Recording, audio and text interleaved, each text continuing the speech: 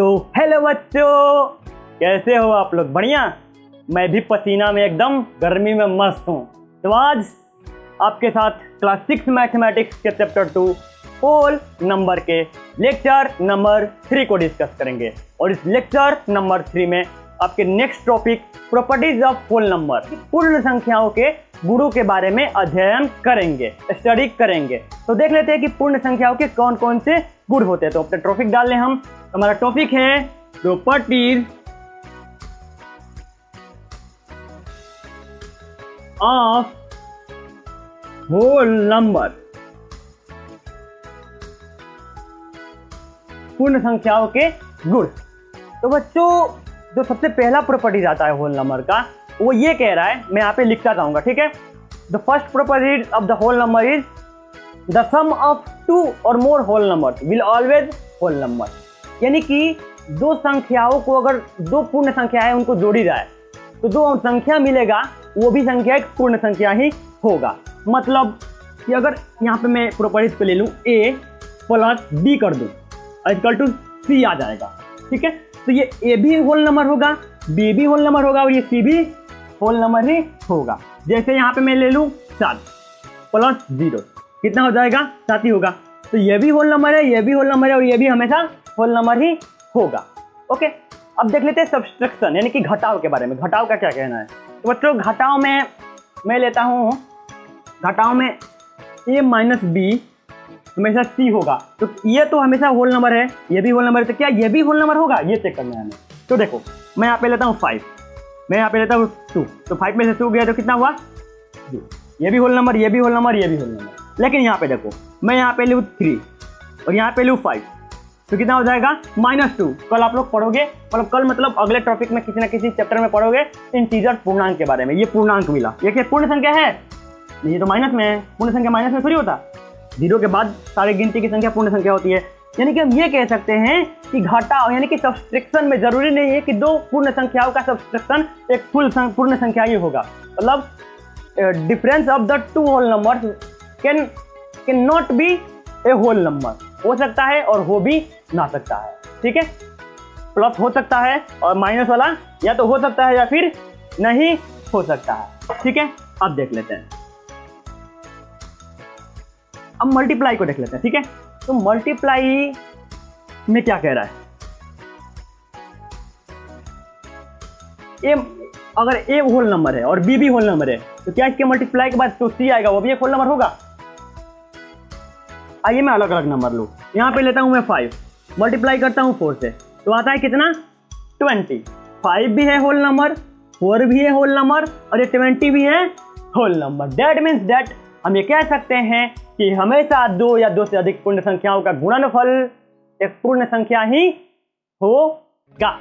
Okay, अब देख लेते हैं भाग के बारे में। भाग का क्या कहना है?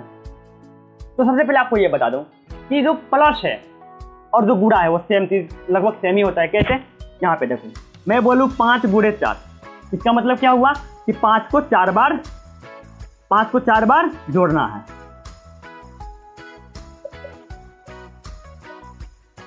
हुआ कि नहीं? जब प्लस वाला जो था, दो पूर्ण संख्याओं का योगफल वो एक पूर्ण संख्या ही होता था, तो प्लस वाला तो मल्टीप्लाई वाला है, तो ये भी दो संख्याओं का गुणनफल भी एक पूर्ण संख्या ही होगा, ठीक है। अब देखिए भागफल के बारे में बात कर लेते हैं। तो जो भागफल है मतलब भाग डिवीजन, यहाँ पे लेता हूं मैं 10 divided by 2। What is mean by this? 5। मतलब कि 10 में से 2 को डिवाइड करने पर 5 आता है। लेकिन क्या आप बताइए, अगर मैं यहाँ पे 11 लूँ और डिवाइड करूँ 2 से, कितना होगा? 11/2। ये भी होल नंबर है, ये भी होल नंबर है, तो ये भी होल नंबर है। चलो, लेकिन ये होल नंबर है, ये होल नंबर है, लेकिन ये होल नंबर नहीं। एक फ्रिक्शन है जो आप चैप्टर 7 में पढ़ोगे। दैट मीन्स हम ये कह सकते हैं कि 2 या 2 से अधिक पूर्ण संख्याओं के भाग करने पर जो भागफल मिलेगा वो जरूरी नहीं है कि वो पूर्ण संख्या ही होगा। तो बच्चों, हमने कुछ प्रॉपर्टीज को देख लिया है। अब जो नेक्स्ट प्रॉपर्टीज आता है वो होता है क्रम विनिमयता। क्रम विनिमयता और इसका इंग्लिश होता है कम्यूटेटिव, कम्यूटेटिविटी। अब ये क्या होता है भाई? तो देखो यहाँ पे मैं लेता हूँ a प्लस b। अगर a होल नंबर है और b भी होल नंबर है तो क्या हम इसको इस ऑर्डर में लिख सकते हैं b प्लस a? क्या उतना ही होगा या बदल जाएगा? यहाँ पे लेते हैं मैं लेता हूँ 3 और यहाँ पे लेता हूँ मैं 4। तो 3 प्लस 4 कितना होता है? 4 प्लस 3। क्या दोनों बराबर होगा? हाँ भाई, 3 प्लस 4 भी 7 होता है और 4 प्लस 3 भी होता है 7। तो मतलब ये कहेंगे कि दो पूर्ण संख्याओं का योगफल कम्यूटेटिव यानी कि क्रम विनिमयता रूल का नियम का पालन करता है। The sum of the two whole number are follow the rule of the commutativity. Okay, मैं यहाँ पे लेता हूँ 3, ठीक है, और यहाँ पे लेता हूँ 3 में से 2 गया। तो क्या अगर इसके ऑर्डर बदल दे, क्रम विनिमयता का मतलब ये नहीं होता है कि ऑर्डर बदल देना होता है कि नहीं। तो अगर इसका ऑर्डर बदल दे मतलब 2 को इधर उलट पलट कर दे, तो 2 को इधर और 3 को इधर कर दे, क्या बराबर ही होगा? 3 में से 2 गया तो 1 हुआ, लेकिन 2 में से 3 जाएगा तो -1 होगा ना। इनके दोनों बराबर हुए नहीं। यानी कि ये कह सकते हैं कि ये जो माइनस प्लस का तो क्रम विनिमय रूल का पालन करता है, लेकिन जो माइनस का है वो क्रम विनिमय रूल का पालन नहीं करता है। दैट मीन्स यहाँ पे माइनस को लिख देंगे और कह देंगे कि ये रूल का पालन नहीं करता है। ठीक है, ठीक है बच्चों, चलिए अब देख लेते हैं आगे। अब जो थर्ड में आता है मल्टीप्लाई को चेक करते हैं कि ये कम्यूटेटिविटी यानी कि क्रम विनिमयता नियम का पालन करता है कि नहीं। ठीक है, तो मैं यहाँ पे लेता हूँ मल्टीप्लाई में a into b equal to देखता हूँ b इंटू ए। अगर उलट पलट ऑर्डर चेंज करने पर उतना ही हो रहा है कि नहीं, अगर उतना ही होगा तो कह देंगे इस नियम का पालन करता है, अगर नहीं होगा तो कह देंगे इस नियम का पालन नहीं करता है। ओके, तो मैं यहाँ पे नंबर ले लूँ, एक पूर्ण संख्या ले लूँ 4 इंटू 3 और यहाँ पे इक्वल कर दूँ 3 into 4। 4 into 3 equal to 12 and 3 into 4 equal to also 12। तो ये दोनों बराबर है। डेट मीन्स डेट कि जो मल्टीप्लाई भी है, मल्टीप्लाई वह क्रम विनिमय नियम का पालन करता है, मतलब कम्यूटेटिविटी को फॉलो करता है। ठीक है, अब आते हैं हम भाग के बारे में, भागफल डिवीजन को देख लेते हैं। तो बच्चों प्लस डिवीजन में हम लेते हैं 10 यानी 10 रुपए हैं, हमें बांटने हैं 2 जगह, तो कितना कितना रुपए आ जाएंगे? 5 रुपए। ठीक है, लेकिन अगर मैं उलट दूँ, इसके किसी को उलट दूँ, 2 रुपए हैं और बांटना है 10 जगह, तो क्या ये भी 2 रुपए 5 रुपए होंगे? नहीं होंगे। कितना होंगे भाई? 2 रुपए को 10 जगह बांटोगे तो हो जाएंगे 0.5, यानी कि दोनों बराबर हुए? नहीं हुए। तो ये कहेंगे कि ये भाग जो है, डिवीजन जो है, ये क्रम विनिमयता नियम का पालन नहीं करता है। मैं यहाँ पे सब लिख दूंगा आपको ताकि आपके लिए आसानी हो जाए। ठीक है, अब हमने क्रम विनिमयता यानी कि कम्यूटेटिव रूल को पढ़ लिया। अब देखिए अगला प्रॉपर्टीज जो आता है पूर्ण संख्या का, the next properties of the whole number is associativity. क्या होता है? एसोसिएटिविटी, सहचारिता।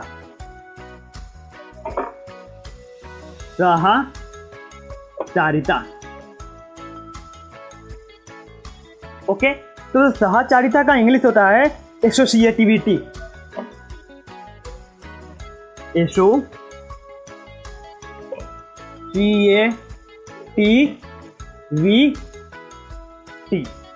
ओके, तो आखिर ये प्रॉपर्टीज क्या है देख लेते हैं।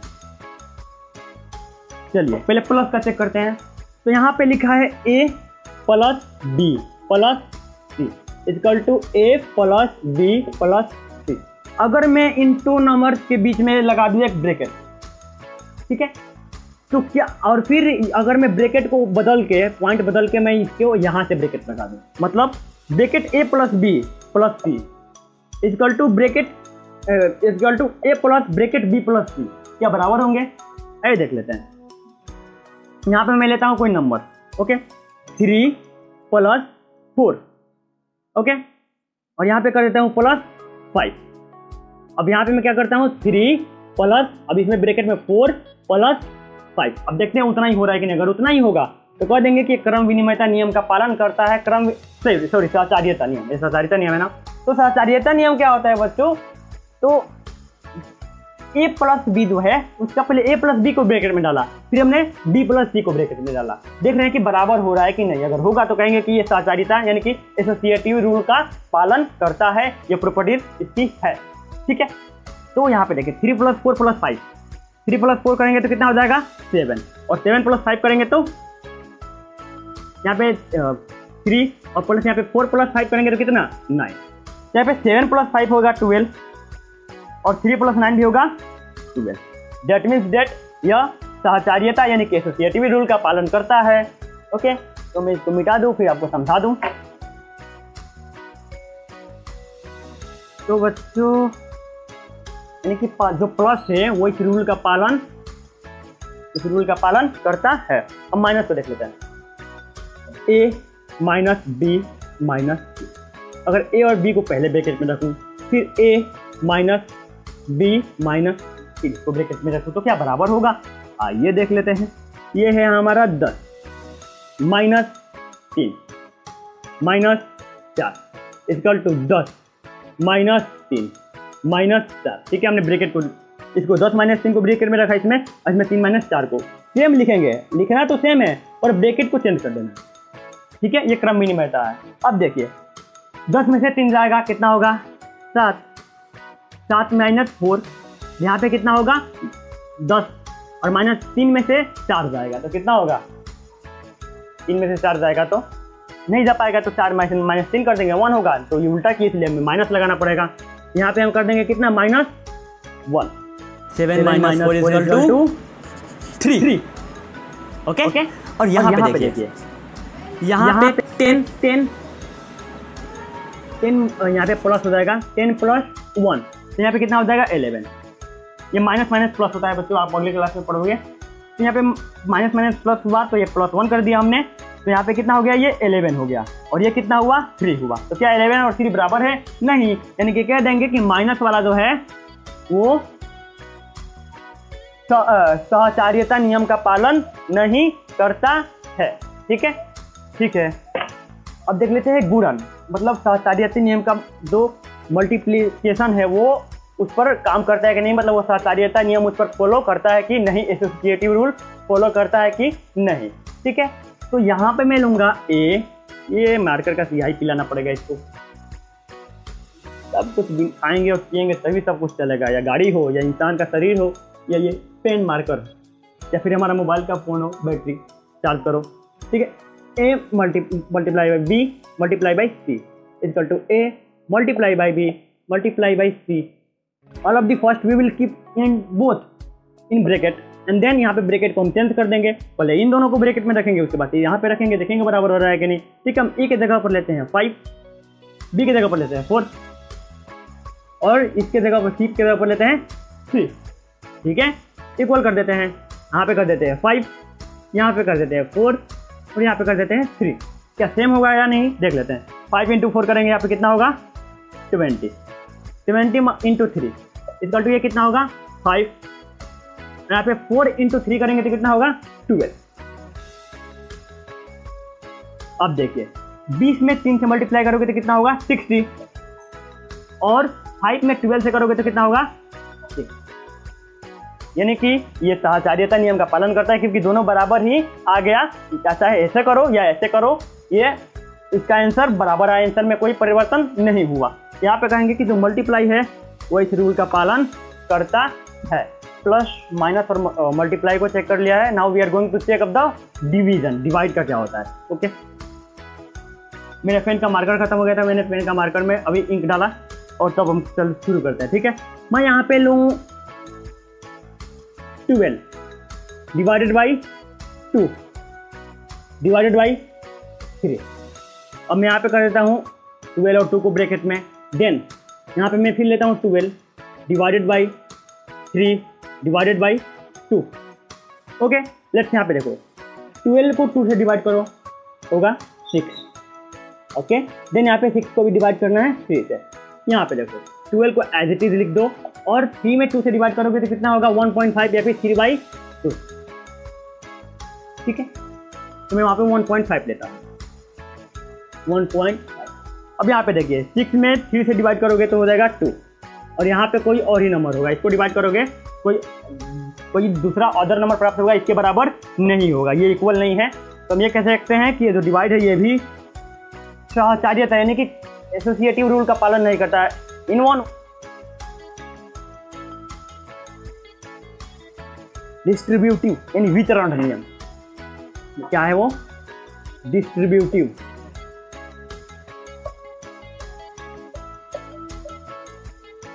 इसका हिंदी होता है वितरण नियम यानी कि वितरण।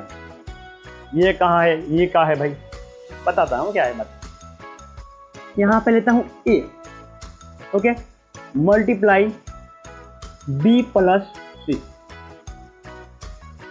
ए मल्टीप्लाई बी प्लस सी। तो क्या इसको आसान करने के लिए हम क्या कर सकते हैं? हम यहाँ पे लिख सकते हैं, तुम कहोगे कि पहले हम इसको जोड़ देंगे और फिर जोड़ के ए में गुणा कर देंगे, और नहीं, उससे भी एक आसान तरीका होता है। आप ए को बी से मल्टीप्लाई करो, ए बी, फिर प्लस कर दो प्लस, फिर ए को मल्टीप्लाई कर दो सी से, ए सी। मतलब ये मैं आपको समझाता हूँ एक नंबर लेकर के। नंबर में लूँ, ए के जगह पर लेता हूँ 2, बी के जगह पर लेता हूँ 3 और सी के जगह पर लेता हूँ 4। ओके, तो यहाँ पे देखिए 2 में 3 से मल्टीप्लाई कीजिए 6, 2 में 4 से मल्टीप्लाई कीजिए 8, और 6 में ऐड कीजिए तो कितना हो जाएगा? 14। बिल्कुल सही जवाब। अब यहाँ पे देखिए, इनको मल्टीप्लाई करते 3 और 4 को जोड़ देते 7 हो जाता, और 7 को 2 से मल्टीप्लाई कर देते तो भी 14 हो जाता। लेकिन ये डिस्ट्रीब्यूशन रूम का नियम का ये मतलब वितरण मतलब बांट देना, मतलब अलग अलग कर देना। जैसे मैं आपको समझाऊँ एक फिर, यहाँ पे मैं लूँ 150 इंटू 2, 150 इंटू 2, तो ये 300 हो जाएगा। लेकिन अगर इसको डिस्ट्रीब्यूटर रूल से करना हो तो आप यहाँ पे लिखोगे 2 मल्टीप्लाई बाई 100 प्लस 50। मैंने 100 को डिस्ट्रीब्यूट कर दिया 2 भागों में, मतलब डिस्ट्रीब्यूशन का मतलब बांटना, बांट दिया 2 भागों में, इसको बांट दिया। इससे हमारा मल्टीप्लिकेशन, अगर ये तो छोटा है, ये तो ऐसे भी इजी था, लेकिन अगर कोई बड़ा मल्टीप्लिकेशन होता तो वो उसको हम डिस्ट्रीब्यूशन नियम से आसान बना सकते हैं। ठीक है, जैसे मैं आपको नेक्स्ट एग्जांपल लेके एक्सप्लेन करता हूँ। 185 मल्टीप्लाई बाई 4, इसको कैसे लिखोगे? तो 185 मल्टीप्लाई बाई 4 को हम इजी बनाने के लिए क्या करते हैं, यहाँ पे लिख देते हैं 100 प्लस नहीं 150 प्लस 35 मल्टीप्लाई बाई 4। ओके, अब देखो 4 में 150 से मल्टीप्लाई करो तो हो जाएगा 600, फिर 4 में 35 से मल्टीप्लाई करो तो कितना हो जाएगा? 3 का 12 और 2 14।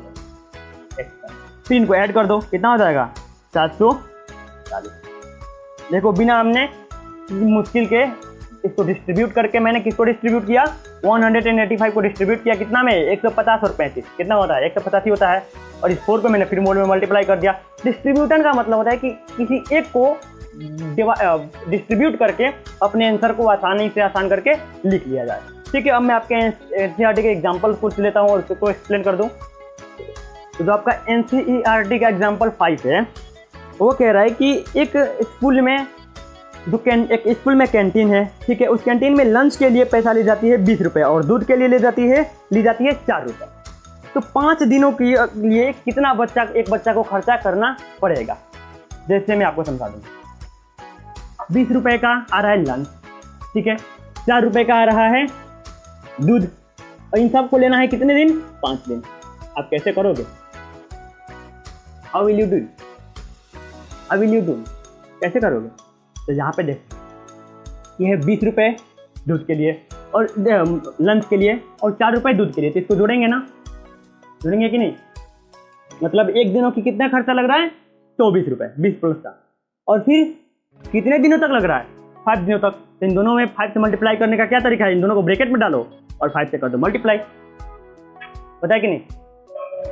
इन दोनों में मल्टीप्लाई करने का क्या तरीका है कि इन दोनों को ब्रैकेट में डालो एंड आउटसाइड लिख दो 5। इन दोनों में मल्टीप्लाई कर देगा। देन कितना हो जाएगा?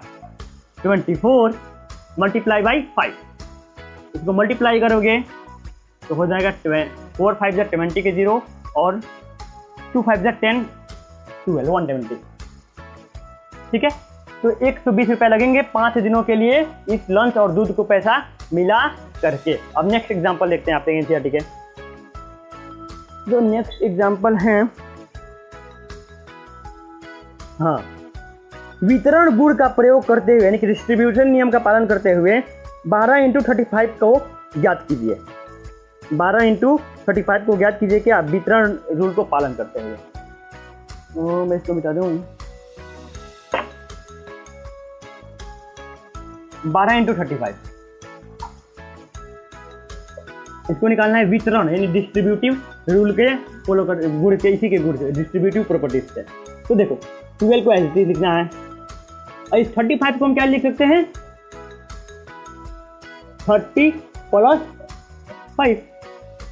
अब इससे क्या होगा 12 में मल्टीप्लाई करो 30 से कितना हो जाएगा 25 307। कैसे किया मैंने 12 में मल्टीप्लाई किया 0 से तो 0 हो गया और 12 में मल्टीप्लाई किया 3 से तो क्या करोगे 5 से तो कितना होगा। चल अब इन दोनों को जोड़ दो 0 6 6 12 के 2 कैरी 1 और यहाँ पे 3 1 2 400। तो मैं आपके एनसीईआरटी का एग्जांपल नेक्स्ट ले रहा हूँ, वो है 14 + 7 + 9। ठीक है, इसको दो विधि से इसको ज्ञात करना है, मतलब इसको find this expression by the 2 method. अब देखिए कौन कौन से मेथड है, तो इसका मैं सॉल्यूशन करता हूँ सॉल्व। ओके, तो 14 + 7 पहले करेंगे और इसको ब्रैकेट में डाल देंगे और उसके बाद से 9 को ऐसे, तो यहाँ कितना हो जाएगा ये हो जाएगा 21 और प्लस 9 करोगे तो कितना होगा 30। एक विधि से निकाल देंगे। जो दूसरा विधि है उसमें 14 + 7 लिखेंगे और प्लस 9, लेकिन इस बार ब्रैकेट में डालेंगे 7 + 9 को। ओके, तो इस 14 को एज इट इज लिख देंगे, 7 + 9 कितना होगा 16। ठीक है, अब 16 और 14 को ऐड करेंगे तो कितना हो जाएगा। हमने दो विधि से इसको निकाला, आंसर आया सेम। तो बच्चों इसी के साथ मैं आपसे विदा लेता हूँ, फिर अगले वीडियोस में हम डिस्कस करेंगे आपके नेक्स्ट एक्सरसाइज 2.2 को। तब तक के लिए आप लोग पढ़ाई करते रहें। All the very